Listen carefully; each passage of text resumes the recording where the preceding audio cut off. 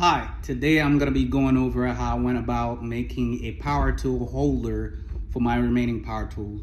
Now, I have already built one before, but that was before people started requesting that I put out videos. So before we move on to the interesting part, I'd like to ask everyone, please like, subscribe, ring that bell so you guys don't miss any future updates from my future projects. So the idea about making this power tool holder is to keep things out of reach of small children or whatever, and yet for them to be readily available, especially if they are something you use quite often.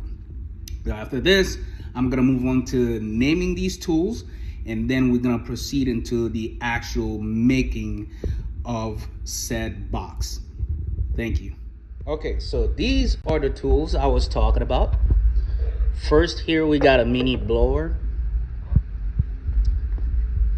Right here, we have a reciprocating saw.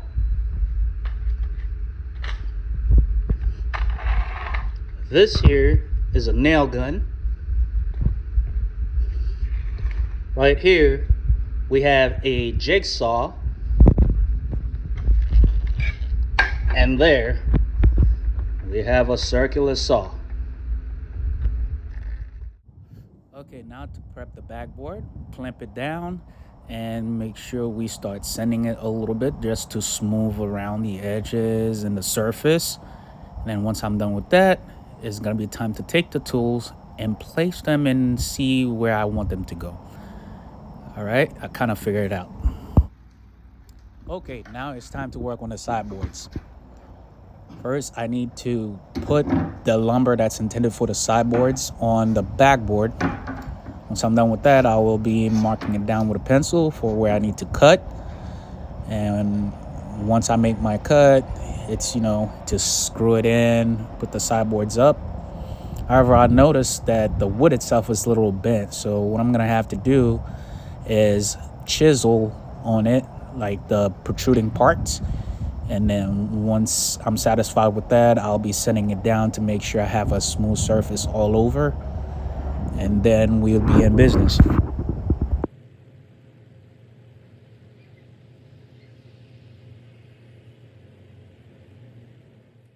Now, using my table saw, I'm making the cut on the lumber intended for the sideboards. I'm gonna make sure they have the desired length.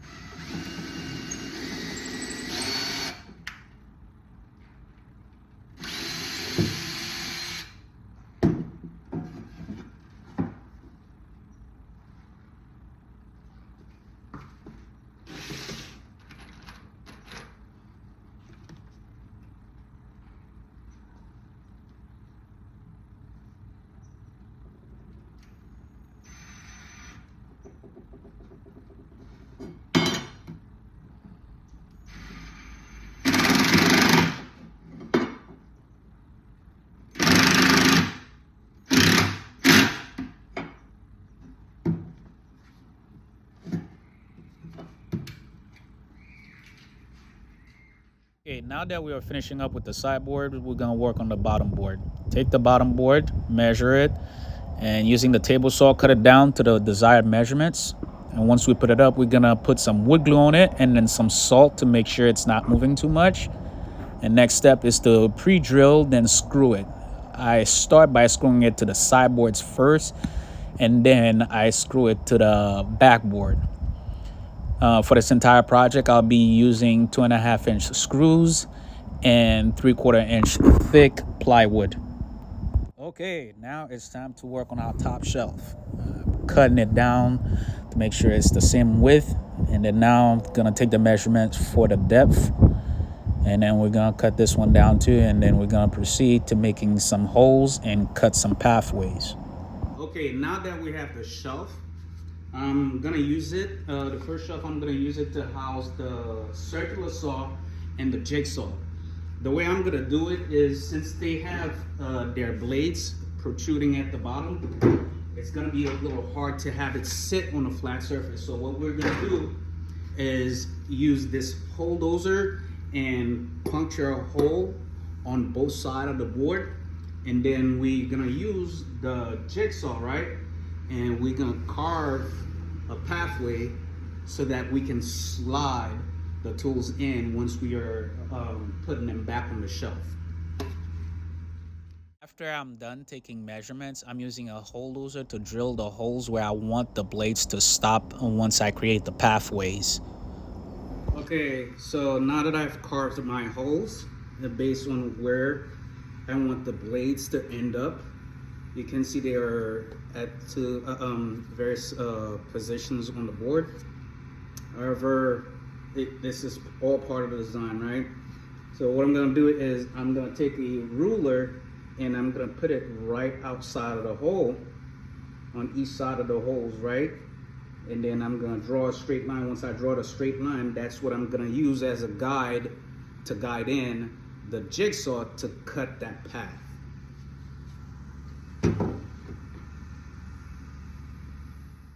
Now to create the pathways. I was gonna use the jigsaw at first, but I decided maybe it'd be faster once I clamp it down to use a circular saw to draw a straighter line. I tend to have a hard time with the jigsaw. I had some issues. It kept on jerking on me. I haven't fully mastered these equipment yet, but once I got to the second hole, I realized maybe it's best if I went back to using the jigsaw as intended first. Okay, so now that I have carved out the pathway, all that's left to do is sand it down a little bit and then put it on the box.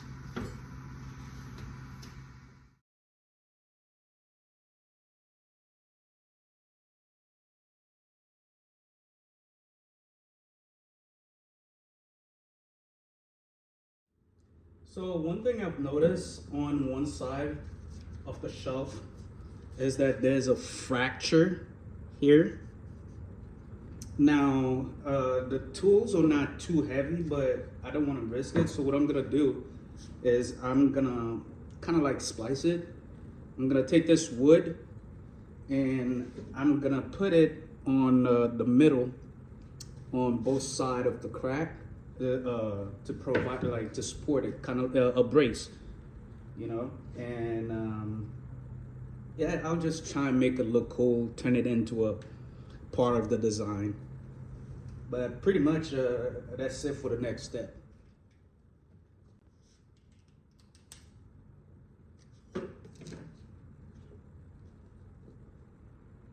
It's already pre-screwed. With a little help from wood glue itself, it's not sliding anywhere.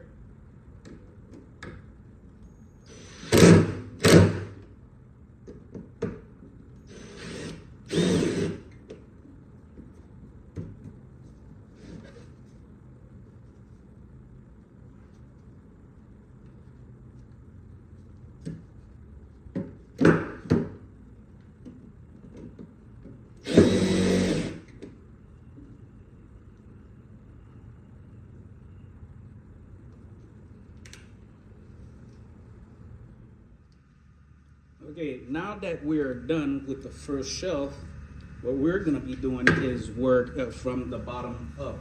I've noticed whenever you work with any type of shelving system, it's best to work from bottom and up. So the first stop is the nail gun, and second is gonna be a mini blower. All right, all we're gonna do is cut a piece of lumber and stick it there so that whenever we put our nail gun in, it's nice in place. Not that it really needs it, but you know, I like to keep things nice and secure. Okay, now it's time to work on the housing chamber for the nail gun. First step is to cut down the lumber, make sure it will fit inside the trigger well of the nail gun.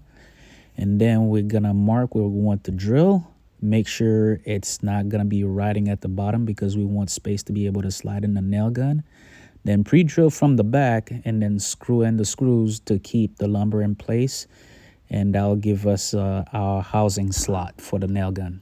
This next portion, we're going to be working on a slot for the mini blower. So what we're going to do is cut a little piece of lumber like this. And then we're going to put it right at the base. And I'm going to sand it down real good, make it nice and smooth. And I'm probably going to etch out a little notch here for the handle to rest, because I want to put it at a 30-degree angle, so it's sitting up like this, but I still want it to be braced though. All right, so let's get to it. Okay, now it's time to prepare the brace for the mini blower by cutting, sanding, and marking where we want the notch to go.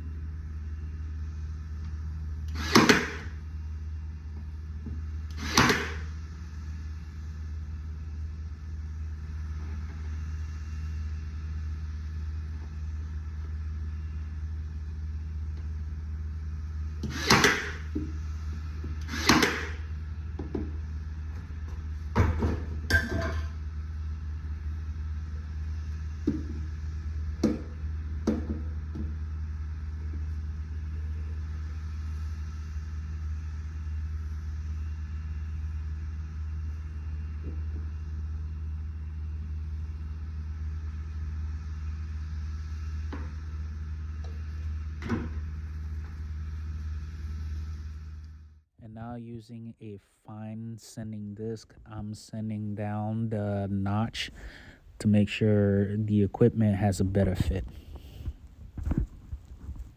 And look at that. Okay, now I am taking measurements to make a ramp in combination with the back brace. I'm gonna use that to create the housing chamber for my mini blower. I'm gonna cut them with a 45-degree angle at each end so that I can create that nice rested and slanted look for the mini blower to sit properly.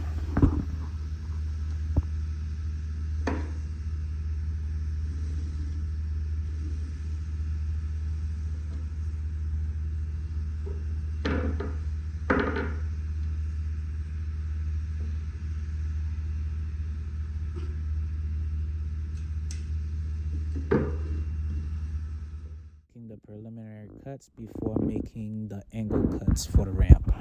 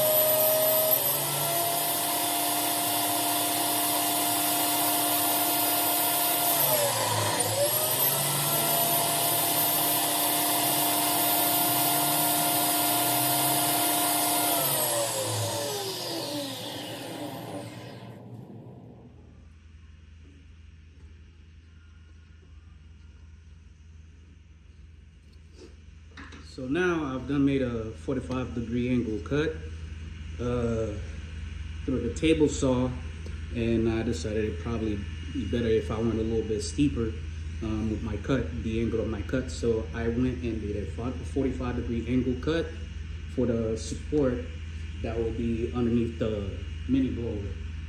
And what I'm gonna do now is put this up, and then I'm gonna use a strip of wood, and I'm gonna cut it down to so it could make a perfect brace. Now it's time to put the ramp up. We're gonna use some wood glue, drop it down, and we're gonna take a little piece of lumber, cut it to the side of it to form a bracing system. Then we're gonna take our nail gun and brat nail it into place from all sides. Look at that. Looks like it's a perfect fit. So don't mind the rain in the background. As you can see, I'm done with the first set of housing brackets for the bottom tools. What I'm gonna do now is move on to the second shelf, and I'm gonna use this thin piece of lumber here. Since the plywood I'm gonna be using for the second shelf will be about a 1/4 inch thick, it's like very thin. So all I need to do is give the tallest tool enough clearance, move that on over, brat nail it, and then brat nail the shelf on here. And it's that simple. Now we're working on the last two shelves. We're gonna take some measurements, cut the plywood down to size, and then we're gonna brat nail everything to the side supports, and then we're gonna use some screws to screw in our top shelf. I noticed it was a little crooked. I ended up going back off screen and fixing my mistakes, but in the end it turned out pretty well.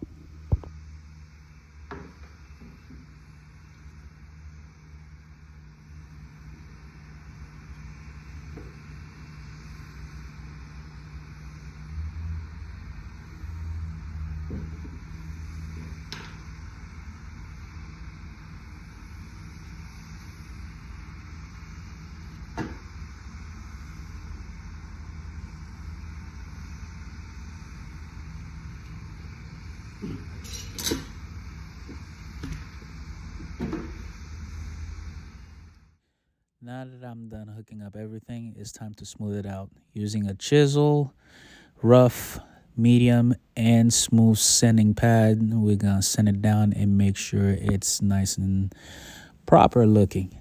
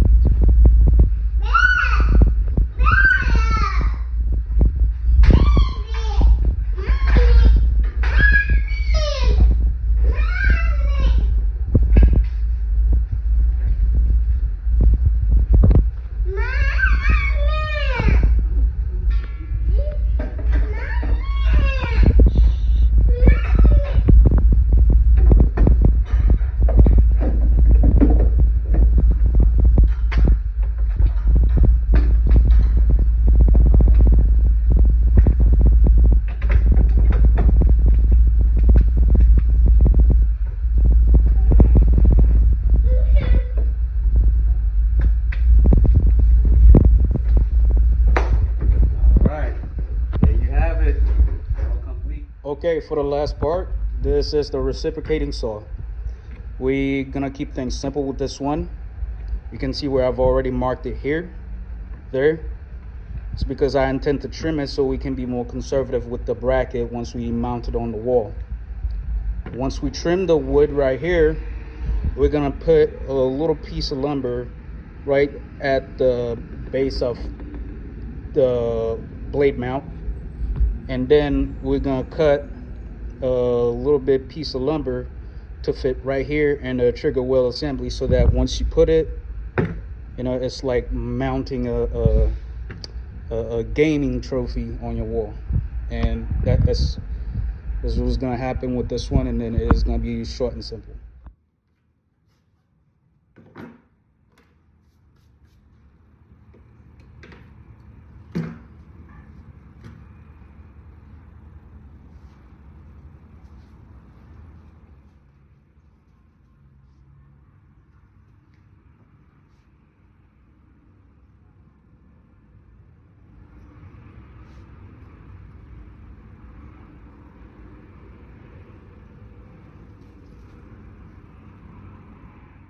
Okay, last stretch. We're gonna put everything together, all the pieces of lumber that will be forming the wall mount for the reciprocating saw. And once we're done with that, French cleat and all, we're gonna sand it down and then put it on the wall. And we'll have a complete project.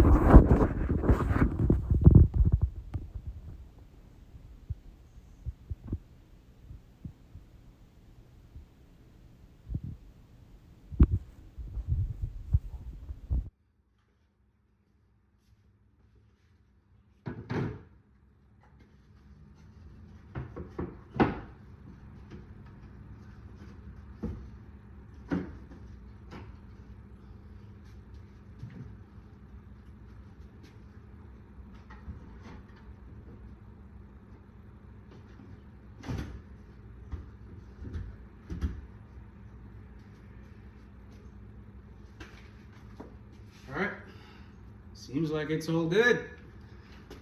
This is Mike. Remember, like, subscribe, ring the bell, and thank you for watching.